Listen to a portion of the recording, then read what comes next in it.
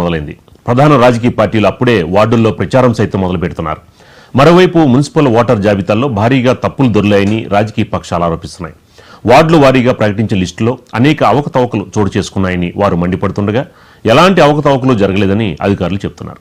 ఎన్నికలు ప్రశాంతంగా నిర్వహించడానికి అన్ని ఏర్పాట్లు చేస్తున్నామంటున్న మంచిర్యాల కార్పొరేషన్ కమిషనర్ సంపత్తుతో మా ప్రతినిధి Srinivas face to face. Telangana వ్యాప్తంగా మున్సిపల్ కార్పొరేషన్ ఎన్నికలకు సంబంధించి మాత్రం హడావిడి మొదలైంది. ఇప్పటికే ప్రభుత్వ ఆదేశాల మేరకు మున్సిపాలిటీలో అదేవిధంగా కార్పొరేషన్లో ఓటర్ జాబితాలు కూడా విడుదల చేయడం, అదేవిధంగా ఎన్నికలకైతే సిద్ధమవుతున్నటువంటి సంకేతాలు కనిపిస్తున్నాయి. త్వరలోనే ఎన్నికల నోటిఫికేషన్ కూడా విడుదలయ్యే అవకాశం ఉన్న నేపథ్యంలో ముఖ్యంగా ఉమ్మడి ఆదిలాబాద్ జిల్లా వ్యాప్తంగా ఉన్నటువంటి మున్సిపాలిటీలు, అదేవిధంగా జిల్లాలో ఉన్నటువంటి ఏకైక కార్పొరేషన్ అయితే మంచిర్యాలగా కొత్తగా కార్పొరేషన్ అయిందో ఇక్కడ కూడా ఎన్నికల హడావిడి అయితే కొనసాగుతుంది. మరి అధికారులు ఏ విధంగా సిద్ధమవుతున్నారు, ముఖ్యంగా మంచిర్యాల మున్సిపాలిటీ నుంచి కార్పొరేషన్ ఎదిగిన తర్వాత ఎన్ని డివిజన్లుగా రూపాంతరం చెందింది, అదేవిధంగా ఇక్కడ ఇలాంటి చర్యలు చేపడుతున్నారు, ఎన్నికలకు సంబంధించినటువంటి ప్రక్రియ ఏ విధంగా కొనసాగుతుందన్న విషయానికి సంబంధించి మనతో పాటుగా కమిషనర్ గారు ఉన్నారు. వారిని అడిగి మరిన్ని విషయాలు తెలుసుకునే ప్రయత్నం చేద్దాం. సార్ చెప్పండి, మంచిర్యాల ఏదైతే మున్సిపాలిటీ నుంచి కార్పొరేషన్ రూపాంతరం చెంది ఎన్ని డివిజన్లుగా ఉంది, ముఖ్యంగా ఈ కార్పొరేషన్ పరిధిలో ఉన్నటువంటి ఓటర్ల సంఖ్య ఏంటి? కార్పొరేషన్ పరిధిలో 60 డివిజన్స్ ఉన్నాయి. మొత్తం టోటల్ ఓటర్స్ వచ్చేసి 1,82,059 మంది ఓటర్స్ ఉన్నారు. వీరికి సంబంధించిన డ్రాఫ్ట్ ఎన్రోల్మెంట్ అనేది ఎలక్టరల్ రోల్స్ అనేటువంటిది ఫస్ట్ నాడు మేము పబ్లిష్ చేయడం జరిగింది. వాటికి సంబంధించిన అబ్జెక్షన్స్ కాల్ఫర్ చేస్తున్నాము. నిన్న 5th నాడు అన్ని పొలిటికల్ పార్టీస్తో మీటింగ్ నిర్వహించడం జరిగింది. ఇవాళ కలెక్టర్ ఆఫీస్లో అన్ని పొలిటికల్ పార్టీస్తో మీటింగ్ ఉంది.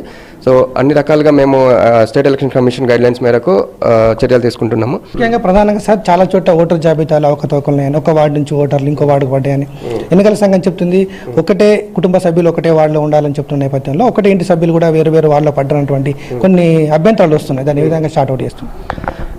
అసలు యాక్చువల్గా ఏంటంటే ఇప్పుడు Mancherial municipality, Naspur municipality and ఒక 5 మెర్జర్ విలేజెస్ కలిపి మంచిర్యాల కార్పొరేషన్గా ఏర్పాటు చేయడం జరిగింది. అయితే ఆ సందర్భంలో డీలిమిటేషన్ అనే ప్రక్రియను చేయడం జరిగింది. వార్డ్స్ అనేటువంటివి డివైడ్ చేసే క్రమంలో ఈ 60 డివిజన్స్గా ఏర్పాటు చేసే క్రమంలో ఏం జరిగిందంటే ఈ బార్డర్స్లో ఉండే ఏరియాస్ ఏవైతే ఉన్నాయో, ఇప్పుడు నస్పూర్ అండ్ మంచిర్యాల బార్డర్లో ఉండే వార్డ్స్ ఉన్నాయి కదా, వాటిని డివైడ్ చేసి ఏమంటే మంచిర్యాల బార్డర్లో ఉన్న వార్డుని డివైడ్ చేసి, నస్పూర్లో బార్డర్లో ఉన్న వార్డుని డివైడ్ చేసి వాటిని రెండు కలిపి ఒక డివిజన్గా క్రియేట్ చేయడం జరిగింది. ఎందుకంటే రెండు కలిసిపోయిన మెర్జింగ్ అనేది జరిగిందని తెలియడానికి అట్లా చేయడం జరిగింది. సో ఆ ప్రక్రియలో భాగంగా ఏంటంటే కొన్ని మంచిర్యాల ఓటర్స్, నస్పూర్ ఓటర్స్ అనేటువంటి మెర్జ్ చేయడం ద్వారా ఇప్పుడు ఒక అపోహ ఏమొచ్చిందంటే మంచిర్యాల ఓటర్స్ అనేటువంటి నస్పూర్లోకి వెళ్ళిపోయాయి, నస్పూర్ ఓటర్స్ అనేటువంటి మంచిర్యాలలోకి వెళ్ళాయని ఒక అపోహ అనేది బయలుదేరింది. బట్ దానికి నేను ఎగ్జాక్ట్ క్లారిఫికేషన్ ఏంటంటే అవన్నీ ఒకే డివిజన్ సంబంధించిన ఓట్స్.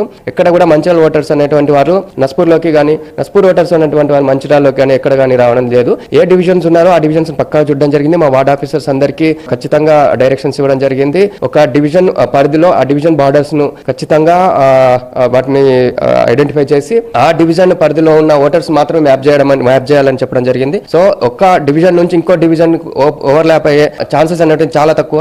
సో ఇటువంటి అపోహలను నమ్మకూడదని ప్రజలకు విజ్ఞప్తి చేస్తున్నారు. ఇప్పుడు నూతన ఓటర్లు ఎవరైనా ఎన్రోల్ చేసే అవకాశం ఉంది, అది ఎండ్ అయిపోయింది అన్నది. వాటికి సంబంధించి మాకు ఎటువంటి క్లియర్ డైరెక్షన్స్ లేవు సెక్ నుంచి. సో ఏమన్నా వస్తే మాత్రం మేము తదనంగా చర్యలు తీసుకుంటాం. ముఖ్యంగా రాజకీయ పార్టీల వాళ్ళకి కానివ్వండి, ఏం చెప్పదలుచుకున్నారు? రాజకీయ పార్టీలకు ఏం లేదు, అది ఫ్రీ అండ్ ఫేర్గా ఉంటుంది. కార్పొరేషన్ నుంచి అధికారులు ఎవరైనా కూడా ఎటువంటి బయాస్డ్ ఉండదు. సో మీరు ప్రశాంతంగా ఉండొచ్చు. ఎలక్షన్స్ని కూడా ఎటువంటి అపోహలు లేకుండా క్లియర్గా జరిగేటట్టుగా మీ వంతు సహకారం కూడా మేము ఆశిస్తున్నాం.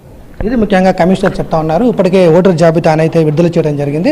అభ్యంతరాలు ఏవైతే తమ దృష్టికి వస్తున్నాయో, ఏవైతే ఓటర్లు తప్పులు పడ్డాయనో, లేకపోతే ఒక వార్డు ఓటర్లు ఇంకో వార్డులో పడ్డాయనే విషయాన్ని ఏదైతే ఉందో మేము పబ్లిక్ డొమైన్లో పెట్టడం జరిగింది. వాళ్ళ దరఖాస్తులు అన్నిటి కూడా స్వీకరించి ముఖ్యంగా 10 తారీఖు రోజు తుది జాబితాను అయితే విడుదల చేస్తామని చెప్తున్నారు. 10 తారీఖు తుది జాబితా విడుదలవుతుంది. ఎన్నికల సంఘం గైడ్ లైన్స్ మేరకే ఎన్నికలు నిర్వహిస్తున్నాం. ముఖ్యంగా కొన్ని గ్రామాలు కూడా ఇందులో కలిసినాయి కాబట్టి వాళ్ళకు కూడా కార్పొరేషన్ సంబంధించిన అవగాహన కల్పించడం జరిగింది. పోలింగ్ కేంద్రాలకు సంబంధించినటువంటి సెలక్షన్ కూడా జరిగిందని చెప్తున్నారు. ముఖ్యంగా కార్పొరేషన్ స్థాయిలో శాంతియుతమైన వాతావరణం ఎన్నికలు నిర్మించడానికి ఎన్నికల సంఘం గైడ్ లైన్స్ మేరకు పనిచేస్తాం అన్నట్టుగా కమిషనర్ చెప్తున్నటువంటి పరిస్థితి కనిపిస్తుంది. ఓవరాల్గా మాత్రం ఉమ్మడి ఆదిలాబాద్ జిల్లాలో మాత్రం ఇటు మున్సిపల్ కార్పొరేషన్ ఎన్నికల సందడి మాత్రం కనిపిస్తూ ఉంది. వీడియో జర్నలిస్ట్ సంతోష్ కలిసి శ్రీనివాస్, ఆదిలాబాద్.